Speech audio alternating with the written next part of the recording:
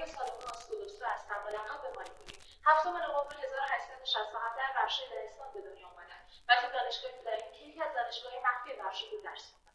24 سالم بود که تحصیلاتم رو در پاریس ادامه دادم. 4 سال بعد با پیر آشنا شدم و با هم ازدواج کردیم.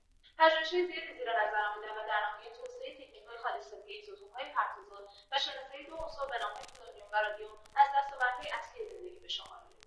پرتونگاری قابل حمل رو توسعه دادم تا به کمکش امکان تصویربرداری پرتو ایکس در بیمارستان‌های صحرایی به وجود بیاد.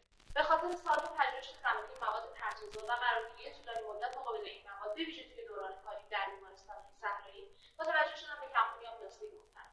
تنها کسی هستم که در دو زمینه متفاوت علمی موفق به دریافت جایزه نوبل شدم. من تو شرایط سخت اقتصادی که داشتم هیچ وقت از علاقه‌ام دست نکشیدم و در نهایت موفق به پژوهش‌های عمیق در زمینه هوشی هسته‌ای شدم. من یاد گرفتم که راه پیشرفت بر سریع و نامسون.